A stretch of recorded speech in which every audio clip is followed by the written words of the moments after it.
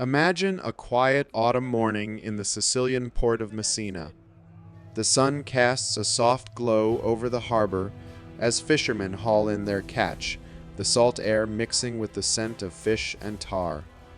One fisherman looks up and spots sails on the horizon, Genoese ships, 12 of them drifting listlessly into the bay. He wipes his hands, raises a hand and waves, but no one waves back. The decks are strangely silent. Curious, he steps closer boards one of the ships and climbs the creaking stairs, calling out to a crew that does not answer. Then the smell hits him thick, foul, unnatural, the scent of copper and decay that no sea breeze can clear. Bodies lie scattered like broken dolls, twisted in the final agonies of a death that struck them down at their oars. Some are already dead, others barely move, their skin blotched with purple bruises, their limbs swollen grotesquely with black boils. He staggers back, horrified, scrambling over the gunwale to escape the floating tomb. These ships have brought more than goods. They carry death itself, a microscopic passenger that has hitchhiked across the world to feast on a new continent. Welcome to Medieval Spirits. Today we are going to walk through the streets of a dying world.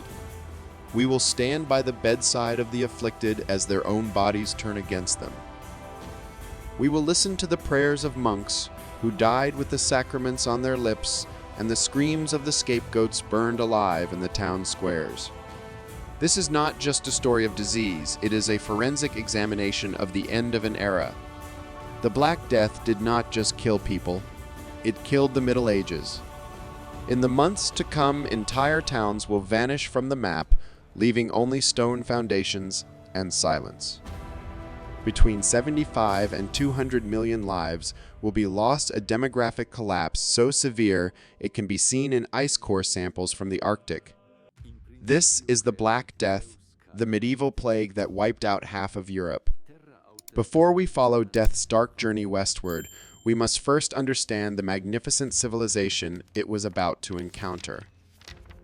The Europe of 1340 stood at the apex of medieval achievement, a continent brimming with confidence, prosperity, and unprecedented demographic growth.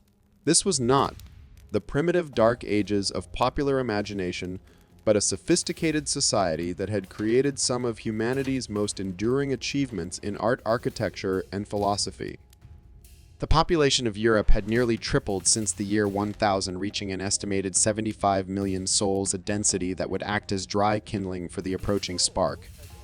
Great cities thrived along trade routes, bustling hubs of commerce where spices from the east met wool from the north. Paris housed perhaps 200,000 inhabitants, making it larger than any settlement Europe had known since the fall of Rome, a labyrinth of timber and stone teeming with life. The Gothic cathedrals rising skyward represented not just religious devotion, but the pinnacle of engineering achievement, structures so magnificent that some contemporaries believed only divine intervention could explain their construction. They stood as stone prayers, reaching for a god they believed was watching over them with benevolence. Medieval Europeans believed they had the world figured out, that they existed in a rational universe ordered by divine will. The great thinkers of the age had created what seemed like a complete understanding of the cosmos, a great chain of being where everything had its place. God's creation followed clear rules that human minds could grasp, and the Church held the keys to salvation. Thomas Aquinas had recently woven together ancient Greek philosophy with Christian teaching, creating a framework that appeared to explain everything from the movements of stars to the purpose of human existence. Universities at Paris, Oxford, and Bologna attracted Europe's brightest minds, confident in their mastery of divine truth, debating logic while the rats multiplied in the cellars. Yet beneath this prosperity lay troubling vulnerabilities, cracks in the foundation that would soon be exposed. The Great Famine of 1315 to 1317 had already demonstrated Europe's fragility, as climate change and agricultural failures killed perhaps 10% of the population, leaving a generation malnourished and immunologically compromised. More ominously, Europe's very success had created the conditions for its own devastation. Dense urban populations, living in squalor, extensive trade networks that acted as superhighways for pathogens, and close human-animal contact in crowded cities where pigs roamed the streets and rats nested in the thatch. This was a civilization that had convinced itself it possessed answers to life's greatest questions, a dangerous confidence that would soon face its ultimate test. While Europe basked in its medieval golden age, in the vast steppes of Central Asia, death was stirring among the windswept mountains of what we now call Kyrgyzstan. Recent archaeological evidence has traced the origins of the Black Death to the Tian Shan Mountains, where ancient plague genomes revealed the birthplace of humanity's most devastating pandemic. Here, in the early decades of the 14th century, Yersinia pestis mutated into a form much more virulent to humans, transforming from a regional affliction of wild rodents into a world-conquering plague. The bacterium Yersinia pestis had been humanity's silent companion for millennia, lurking in the colonies of marmots, ground squirrels, and other rodents that dotted the Eurasian landscape. But something changed in those mountain valleys around 1338. Climate fluctuations, human encroachment, or perhaps simply the relentless mathematics of mutation created the perfect conditions for this microscopic predator to leap from its animal hosts into the bloodstream of human history. The plague's journey westward followed the same routes that had enriched civilizations for centuries, what we now call the Silk Road. Think of these ancient pathways as the medieval equivalent of today's internet, a vast network connecting distant corners of the known world, moving ideas, goods, and people at unprecedented speeds. Just as our modern digital highways carry both beneficial information and computer viruses across continents in seconds, these trade routes served as arteries of both prosperity and pestilence. The very networks that had brought luxury goods, new ideas, and cultural exchange to countless cities would now become the pathways of their destruction. Consider the profound irony: the same interconnectedness that had allowed medieval civilization to flourish would now facilitate its near collapse. The plague originated in China in the early to mid-1300s and spread along trade routes westward, following the ancient paths carved by human ambition and commerce, carried by merchants who had no idea they were transporting humanity's doom alongside their precious cargo of silk and spices. Mongol warriors and merchants, moving between their scattered domains, carried more than their traditional goods of horses, furs, and silver. The disease was taken to the Crimea by Mongol warriors and traders, where it would make its fateful leap into European consciousness. The great trading city of Kaffa, modern-day Theodosia in Crimea, became ground zero for Europe's encounter with the plague. Here unfolds one of history's most grimly fascinating episodes of biological siege. In 1346, during a siege of Kaffa by Mongol forces, the plague struck the besieging army with devastating force, turning the attackers into victims. The Mongol commander Janibeg, faced with the collapse of his forces, ordered the bodies of plague victims to be catapulted over the city walls, perhaps the first recorded instance of biological warfare. As one contemporary chronicler noted with horror, what seemed like mountains of dead were thrown into the city, and the Christians could not hide or flee or escape from them. The Genoese merchants in Kaffa, witnessing the city's rapid descent into chaos, made the decision that would seal Europe's fate. They loaded their ships with whatever goods they could salvage and fled westward across the Black Sea, carrying with them the invisible passengers that would transform the medieval world. Those black rats in the ships, holds their fleas heavy with Yersinia pestis, were about to become the unwitting agents of Europe's darkest hour. When those 12 Genoese galleys limped into the harbor of Messina in October 1347, the harbor master and townspeople who gathered to greet them encountered a scene from nightmares. Most of the sailors were already dead, their bodies sprawled across the decks in contorted poses of agony. Those still alive were barely recognizable as human beings, their skin blackened by gangrene, their lymph nodes grotesquely swollen into hard, painful buboes, blood and pus oozing from their orifices.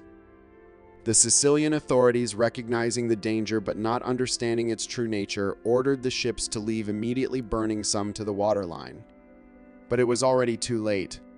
The plague had found its foothold in Europe, and like water seeping through cracks in a dam, it would spread inexorably through every fissure of medieval society. The rats had already scuttled down the mooring ropes, carrying the fleas into the dark alleys of the port. Picture the scene: a young mother living near Messina's harbor, watching those terrible ships arrive, seeing the authorities turn them away, and probably feeling relieved that the danger had passed. Within a week, her husband was dead, coughing up bright red blood. Within 2 weeks, her children lay cold in their beds. By month's end, she herself lay in one of the mass graves hastily dug outside the city walls, her name forgotten, her lineage extinguished. Her story, multiplied by millions, represents the human reality behind the statistics. From Sicily, the plague spread with mathematical precision, following the trade routes that connected the Mediterranean world like a spider web. By early 1348, it had reached the bustling ports of Genoa and Venice, the commercial hearts of medieval Europe. From there, it advanced along the ancient Roman roads, up river valleys, and across mountain passes, transforming every pathway of human connection into a corridor of death. To understand the scale of what followed, we must abandon our modern conception of gradual change and imagine instead a world where catastrophe moved with the speed of rumor and the inevitability of tide. At least 1/3 of the European population, more than 25 million people, died between 1347 and 1352, though recent scholarship suggests the toll may have been even higher, perhaps half. In some regions, mortality approached 60%, leaving ghost towns where the only sound was the wind. Paris, the greatest city north of the Alps, became a charnel house. Contemporary chroniclers describe streets littered with corpses, churches overflowing with the dead, and the constant sound of church bells tolling for the departed until there were too few survivors to ring them. One Parisian priest wrote to his brother, "The city has become a tomb.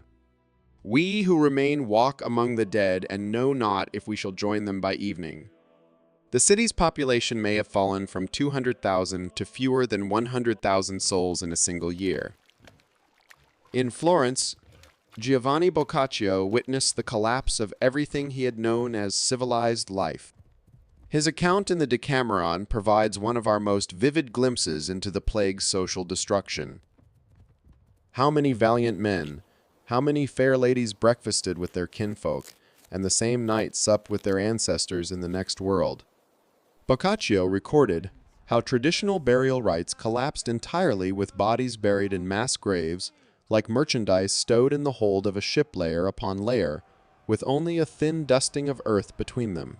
Imagine being that 13-year-old girl in Florence that Boccaccio might have known. Your family is gone. The streets are filled with corpses that no one will touch. The church bells that once marked the rhythm of daily life now ring constantly until there's no one left to ring them, and then they fall silent, a silence more terrifying than the tolling. You wander through neighborhoods where entire households have vanished, where doors hang open and gardens grow wild, because there is no one left to tend them. This was the reality for thousands of children who survived the initial wave, orphaned in a world that had forgotten how to care for the living. London suffered what medieval chroniclers called the Great Mortality, transforming the bustling commercial capital into a ghost town. The Thames, normally crowded with merchant vessels, carried instead the bodies of plague victims downstream to the sea, bobbing in the gray water. Emergency burial grounds were established at East Smithfield, where archaeologists have uncovered mass graves containing thousands of plague victims, many showing signs of hasty burial and the characteristic lesions of bubonic plague. Perhaps most haunting are the accounts from smaller settlements, the villages and market towns that formed the backbone of medieval life. Here, the plague's impact was often total. Entire communities simply vanished, their fields returning to wilderness, their churches standing empty, their names surviving only in tax records and land grants. The village of Tusmore in Oxfordshire was completely abandoned, its population either dead or fled, leaving behind cottages that would slowly collapse into the earth. The psychological impact proved almost as devastating as the physical toll. Traditional human bonds dissolved in the face of overwhelming mortality. Parents abandoned plague-stricken children, terrified of the contagion. Spouses fled from infected partners, breaking their vows, and priests refused to administer last rites, fearing for their own souls. The Italian chronicler Matteo Villani observed that neither relatives nor friends could be found to take care of the sick or bury the dead. This wasn't mere cowardice, it was the complete breakdown of the social contract in the face of existential terror. Strange phenomena accompanied the plague's passage. Witnesses reported seeing mysterious figures in white robes walking through cities at night, marking doors with crosses to indicate future victims. A French chronicle records, "Many swore they saw Death himself walking the streets of Avignon, a tall figure in a dark cloak, pointing at houses where the pestilence would strike." Foul odors preceded the plague's arrival in many towns, smells so distinctive that survivors could predict an outbreak days before the first deaths occurred, a miasma of sickness that hung heavy in the air. Medieval physicians trained in the classical traditions that had guided healing for centuries found themselves utterly helpless before the plague's onslaught. Their carefully constructed understanding of disease crumbled when confronted with Yersinia pestis. Think of it like modern doctors suddenly facing an alien pathogen that ignored everything they knew about medicine. Their expertise became not just useless but dangerous, as it gave false confidence in treatments that did nothing. The plague manifested in 3 distinct forms, each more terrifying than the last. Bubonic plague, the most common form, announced itself through the appearance of buboes, swollen lymph nodes, that could grow to the size of oranges, typically in the groin, armpits, or neck. Contemporary chroniclers described the buboes as God's tokens, divine marks that foretold inevitable death. A physician in Montpellier wrote the swellings appear suddenly hard as stones burning with fever. When they burst, the stench fills the room and death follows within days. Pneumonic plague attacked the lungs, directly causing victims to cough up blood and die within hours of showing symptoms.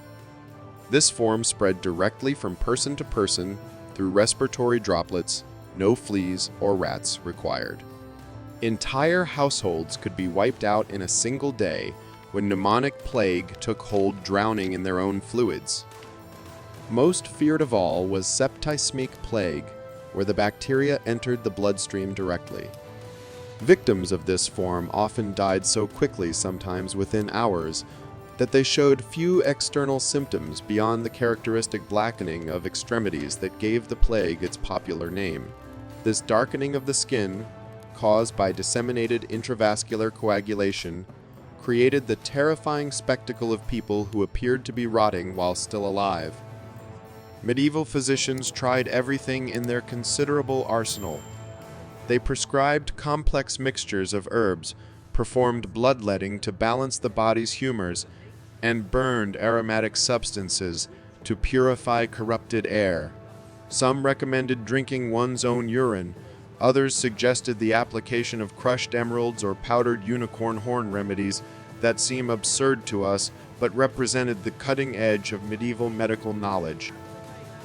Theriac, a legendary cure, all containing dozens of ingredients including viper's flesh, was prescribed at enormous expense. Think of it as the medieval equivalent of experimental cancer drugs, desperately expensive treatments that desperate people will try when conventional medicine fails. None of it worked. The failure of established medicine created a crisis that extended far beyond medical practice. If the learned physicians with their Latin texts and university training could not explain or cure the plague, what other certainties of medieval life might prove equally hollow in a world where natural disasters were universally understood as expressions of divine will, the plagues unprecedented. Scale demanded equally unprecedented explanations. Medieval Christians struggled to comprehend what sin could have been so great as to warrant such punishment. Many concluded that humanity itself had grown so corrupt that God had decided to start anew, much as he had with Noah's flood. Flagellant movements swept across Europe with bands of penitents traveling from town to town, whipping themselves bloody in public squares while calling for universal repentance. A German chronicler described these processions. They came singing hymns of death and redemption, their backs raw with self-inflicted wounds, calling upon all to repent before God's final judgment. These well-intentioned gatherings, intended to appease divine wrath, often became super-spreader events that carried the plague to previously unaffected communities. The search for scapegoats intensified as the death toll mounted. European Jews, already marginalized, found themselves blamed for the plague through grotesque conspiracy theories. Despite the obvious fact that Jews died from the plague at the same rates as Christians, rumors spread that they had poisoned wells or made pacts with devils to destroy Christendom. Entire Jewish communities were burned alive in Germany and France, their property seized by local authorities. This persecution revealed something disturbing about human nature under extreme stress, the tendency to prefer comprehensible evil to incomprehensible catastrophe. A Jewish conspiracy, however implausible, offered the illusion of human agency and control. It suggested that the plague had identifiable causes and could therefore be stopped through identifiable actions, even if those actions were themselves monstrous. Consider the testimony of a Jewish merchant from Strasbourg recorded before his community was destroyed. "We die as you die. We weep as you weep. Yet you call us the authors of this misery. What madness has seized the world that suffering seeks to multiply itself through hatred?" As mortality rates soared beyond anything in recorded history, the fundamental institutions of medieval society began to collapse under their own weight. The feudal system, based on personal relationships between lord and vassal, simply couldn't function when death claimed both parties with equal indifference.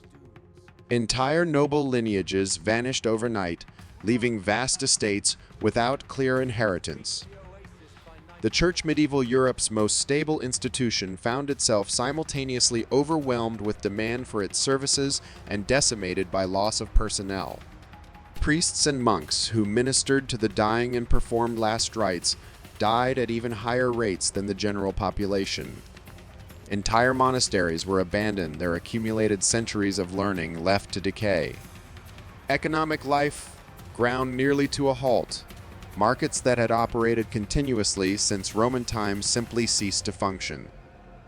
When the plague finally began to recede in the early 1350s, not through any human intervention, but simply because it had killed so many potential hosts, the Europe that emerged was fundamentally transformed.